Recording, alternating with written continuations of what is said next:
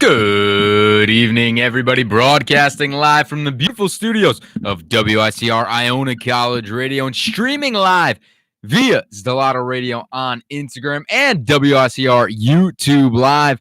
This is the Showdown, and I am your host, Austin AJ Stellato. Appreciate, as always, you taking time out of your beautiful Wednesday, October 31st evening here, Halloween evening here in New Rochelle on the campus of Iona College. Absolutely beautiful day out today. I feel like you could not ask for a much better day, temperature-wise and weather-wise, than what we've gotten today for obviously a holiday, for all the, pretty much everybody out there. But, on college campuses, I'm not, not that many people are going around and trick-or-treating, if you will.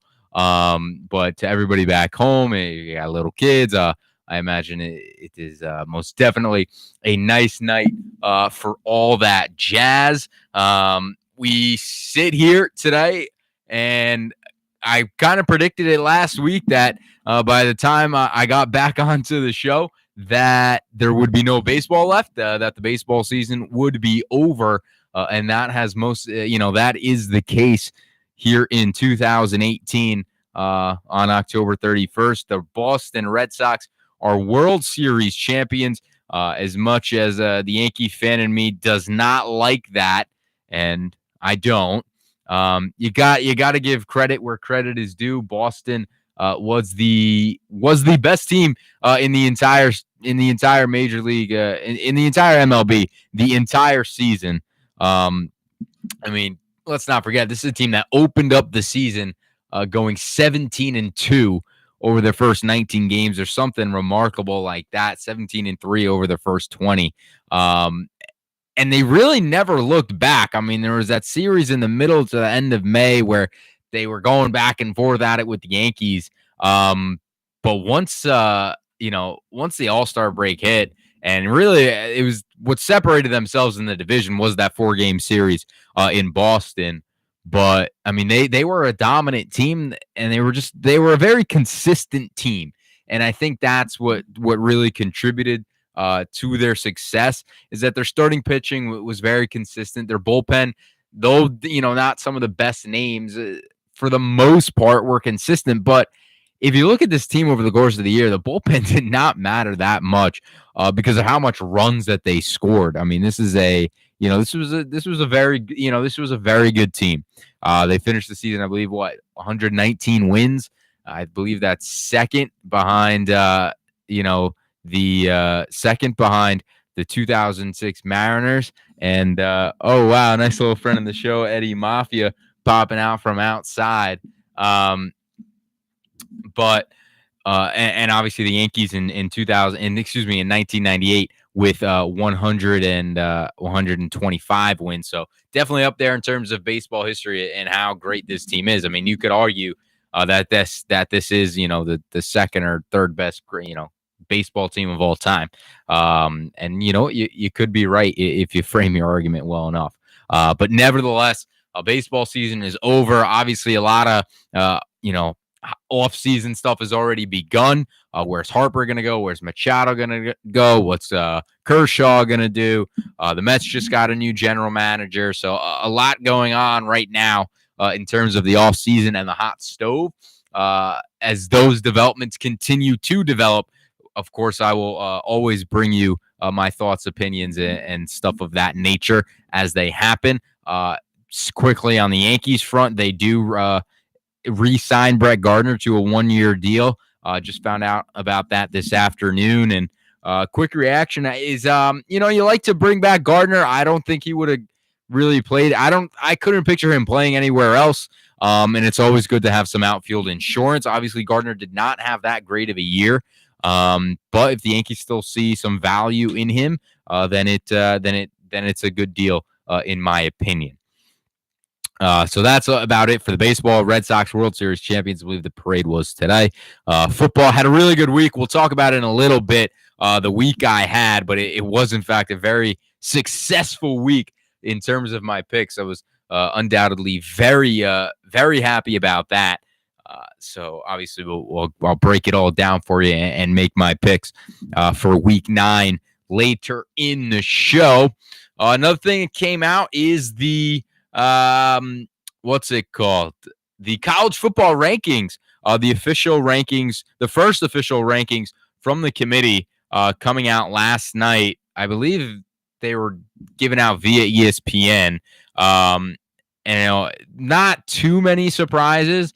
I think everybody kind of had Alabama and Clemson 1 and 2, and to quickly go off, because I talked about Clemson last week and I said that I was not a believer. Now that kind of changed after this weekend. They put up over 50 points on the road against a Florida State team, and I know that this is a very bad Florida State team.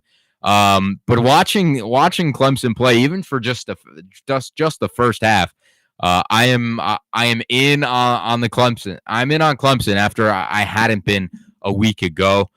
Do I think that they could beat Alabama? I don't know. I would like them to see. I would like them to put up more points against some more formidable opponents before I could put them into that class. But anyways, the rankings right now for the top 10 going from 10 to 1. Ohio State at 10, Kentucky at 9, Washington State out of the Pac-12 at 8, Oklahoma at 7, Georgia at 6, Michigan on the outside looking in at 5, Notre Dame still undefeated at 4, LSU at 3, Clemson at 2, and Alabama at 1. Obviously, you could tell the committee showing rewarding LSU for their higher strength of schedule, I guess you could say, having them at 3 over the undefeated Notre Dame. I believe that only LSU loss was to Florida, and Florida is the number 11th team ranked in the country. So not too many surprises in terms of the top 4, top 6, and really the top 10. Obviously, Kentucky sneaking in there. I think Washington State's a little high for my liking. They're going. That's what it's based off of right now. But I think on a neutral field, I'd be taking Ohio State and Kentucky and probably even Florida all over Washington State. Now, quickly to talk about some college football, the Pac-12 is not giving us in this college football, playoff era. The Pac-12 has not given viewers and fans anything to be, happy about. They got blown out the 1 or 2 times they've been in the playoffs from Washington.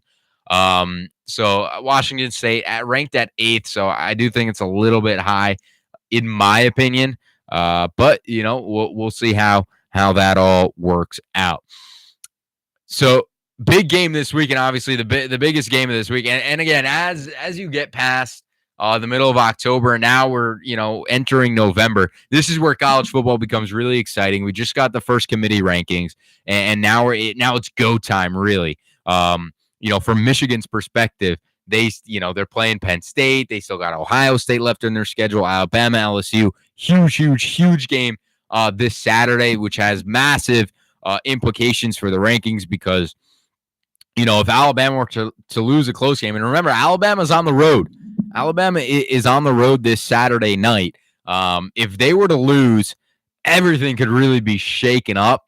And I think if you're a fan of chaos, you want to see that. But if you're a fan of good football, you want to make sure that Alabama wins out because, I'm a fan of good football. I want to see the best 4 teams in. That's my opinion on it.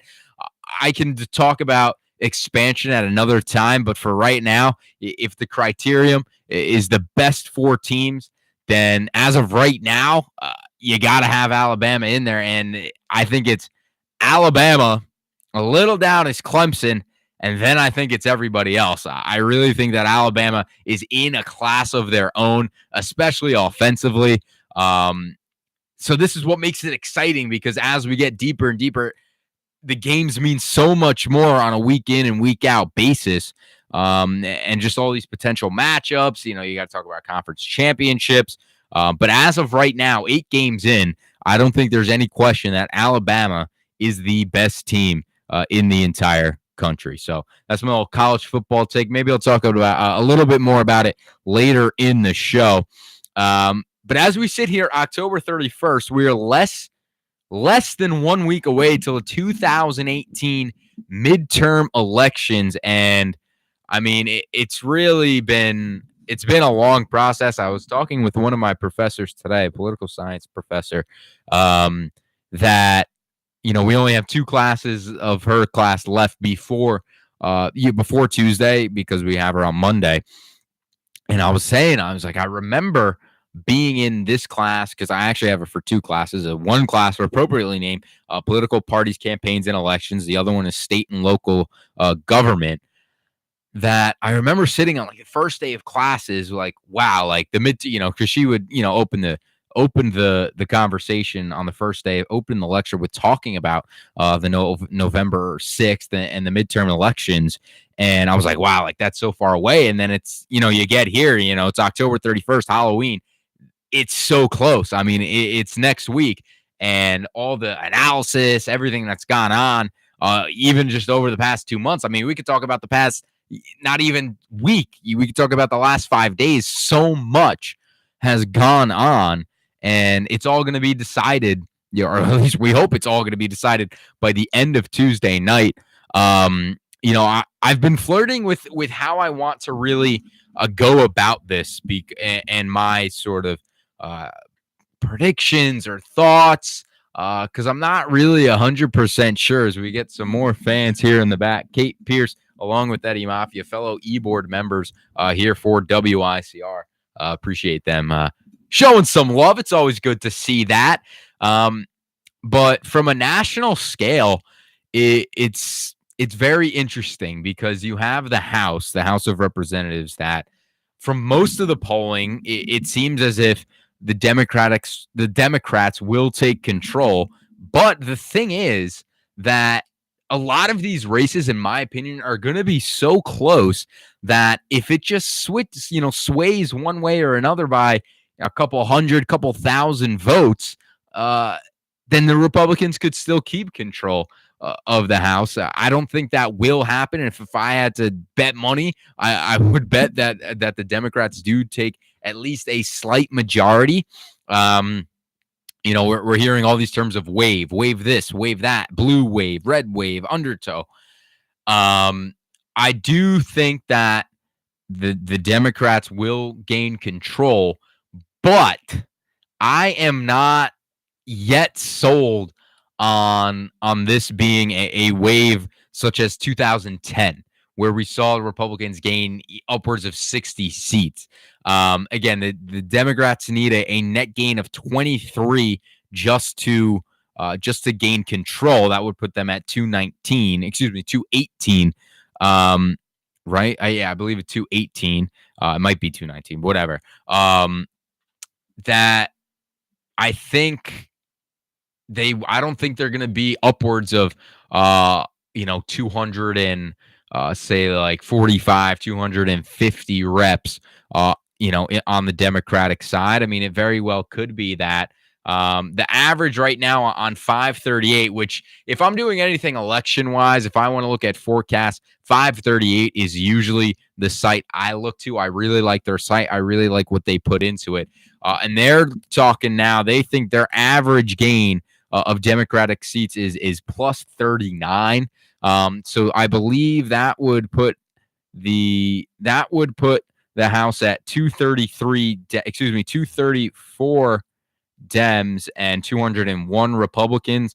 That seems a little bit more likely to me. It may even be closer to, say, like 229, 205, somewhere in that range in the House. But I think part of what makes it so interesting is that on the House side, you could see the Democrats take control. But I think on the Senate side, if you look, obviously we know the map is not favorable for the Democrats. But I actually think that there's an opportunity for Republicans to gain seats in the Senate. So I think that would be a very interesting dynamic. I think they'll definitely keep control. Just again, I don't think the map favors the Democrats.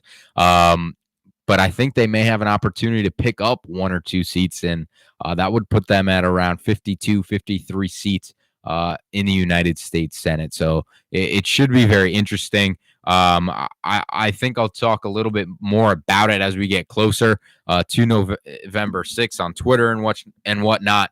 I may put out a instant reaction podcast. I don't know, but all I do know is that either way, the day after, Wednesday, November 7th, I will be right here to break it down and give all of my thoughts. And I certainly will have a lot of thoughts. And another thing I do know is that it will be a very long night, Tuesday night, come election night. So it should be very exciting. If you're a political junkie like me, it will be as exciting as watching a playoff game, in my opinion. So we're going to take a little bit of a break right now. We'll get into some NFL stuff when we come back. So stick it right here. Back after this.